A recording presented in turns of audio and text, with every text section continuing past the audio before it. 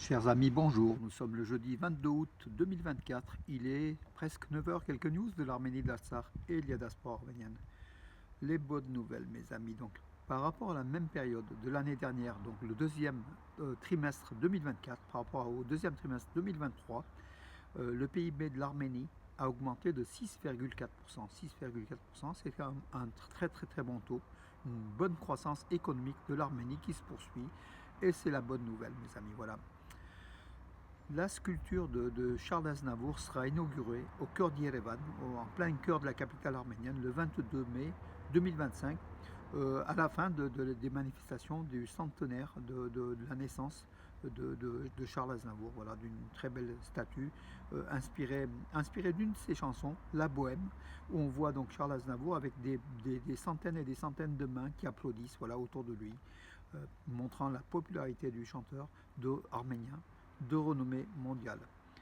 120 enfants déplacés de force du Haut-Karabakh en Arménie sont rendus en Hongrie pour une colonie de vacances, en fait une sorte de colonie, un camp d'été dans une ville donc en Hongrie, voilà, selon un accord donc entre le gouvernement de Hongrie et d'Arménie. Voilà, donc ce nombre pourrait être augmenté jusqu'à 1000 durant l'été. Donc voilà, donc 120 sont partis depuis l'aéroport Zvartnots d'Yerevan vers Budapest hier. Voilà, bonne chose. Pour l'Arménie, les portes d'un retour à la pleine coopération de l'OTC sont ouvertes, affirme la Russie. Donc une nouvelle fois, par le biais de la porte-parole du ministère russe des Affaires étrangères, Maria Zakharova, Moscou affirme que l'Arménie est toujours membre de l'OTSC, l'Organisation de traité de sécurité collective. La Russie ne lâche pas l'Arménie en fait, hein, fait tout pour que l'Arménie revienne dans le giron de l'OTSC et n'aille pas dans le camp de l'OTAN, donc en face, hein, donc au niveau de l'Europe et des États-Unis. Mais la réponse d'Yerevan est claire, hein, du moment où l'OTSC n'est pas une sécurité pour l'Arménie, n'a pas garanti la sécurité de l'Arménie n'a pas besoin de l'OTSC. Voilà, donc, or, la Russie et la Biélorussie insistent pour que l'Arménie retourne. Ils sont un peu naïfs en fait, hein, donc les Russes espèrent, pensent, mais les Arméniens ont eu déjà, dont ils furent privés par l'OTSC de l'Artsakh, donc qui n'est pas du tout intervenu, non plus donc sur les frontières de l'Arménie, sur 200 km² occupés par l'Azerbaïdjan. L'OTSC n'a servi à rien, ne sert à rien, et Yerevan l'a bien constaté par ce refus.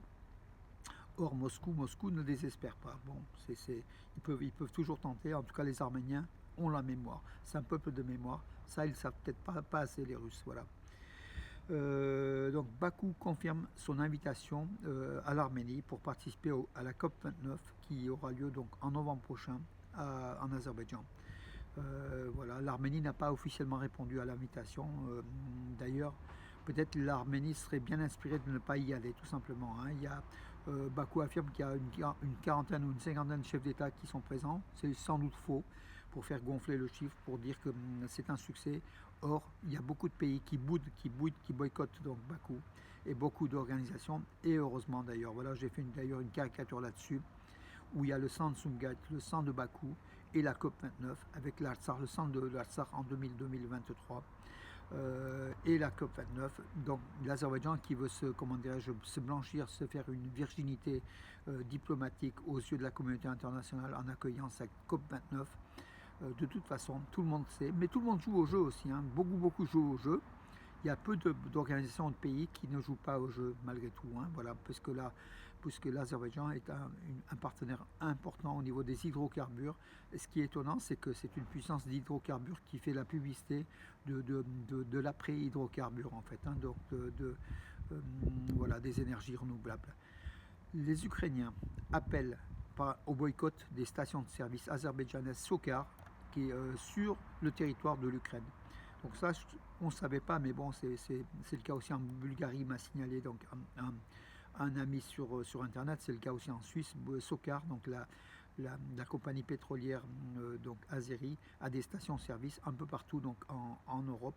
Il y a 57 stations-service Sokar en Ukraine, et justement les Ukrainiens demandent le boycott, puisque tout simplement, Poutine a été à Bakou, a fait des contrats avec la Sokar, Gazprom et Sokar ont fait des contrats pour justement la diffusion de ce pétrole, de l'essence, du pétrole, du gaz russe mélangé avec du gaz russe et pétrole, donc azéri.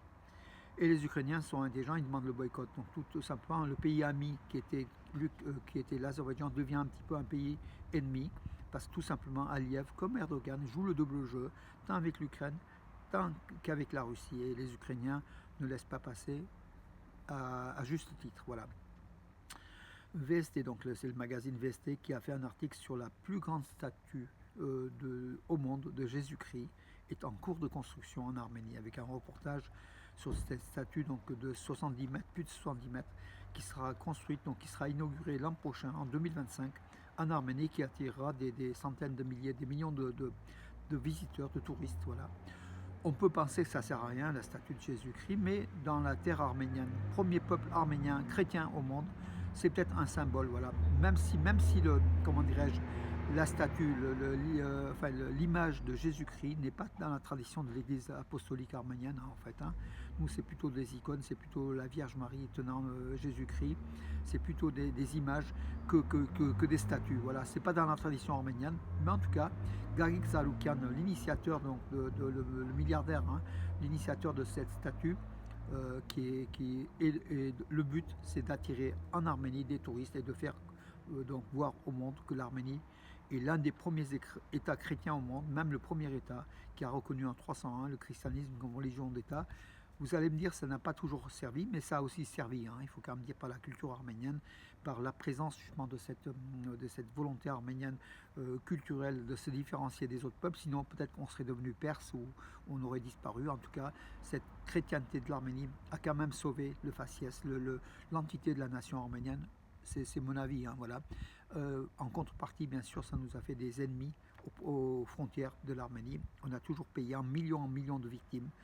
Cette christianisation de l'Arménie, voilà, c'est l'autre face de cette christianisation, mais je pense, moi, qu'il y a eu un aspect positif d'évolution, de progrès, donc en Arménie, par le christianisme, voilà, et puis notre religion, c'est la religion chrétienne, donc apostolique arménienne, et on est, comment dirais-je, on est fidèle à cela. Et cette statue pourra peut-être aussi donc justement honorer l'Arménie de quelques millions de touristes supplémentaires. En tout cas, bravo à Gagik Tsarukyan. Moi, je ne partage pas l'avis des gens qui critiquent en permanence. C'est une chose. Effectivement, cet argent-là, ça doit coûter plusieurs millions d'euros, hein, bien évidemment. Ça aurait pu servir à autre chose. Mais il y aura toujours de l'argent pour servir à autre chose. De toute façon, le fait de faire quelque chose pour l'Arménie, c'est une bonne chose. Et ça sera un acquis pour l'Arménie, cette statue, c'est mon avis. Voilà mes amis, écoutez, on a fait le tour de l'actualité. Là je regarde s'il n'y a pas une ou deux infos. Oui, ce soir, Punic Yerevan, le deuxième club arménien en play-off, comment dirais-je, dans les matchs de barrage de la Ligue de l'UEFA Conference League ce soir à partir de 18h, le match aller contre un club, je crois que slovaque ou slovène. En tout cas, bravo comment dire, on y croit au champion d'Arménie, Punic Yerevan, pour qu'il puisse se qualifier dans les phases de poule en match aller-retour. Hein. Il faut qu'il y ait un bon résultat en Arménie pour que le match au retour soit plus facile. D'ailleurs, Noah Yerevan a gagné 3-0 et le match retour sera facile. A priori, Noah Yerevan a plus qu'un pied en qualification dans les phases de poule de l'UEFA Conference League. C'est une première en fait, historique, et s'il y a deux clubs arméniens, ça sera l'apothéose, mes amis. Ça sera plus qu'historique, ça sera extraordinaire. Voilà mes amis pour aujourd'hui. En tout cas, le soleil revient. Il fait un peu frais encore ce matin, mais les températures vont remonter, mes amis. Voilà, bonne journée. On est en été, profitez-en. Bonne journée et à demain.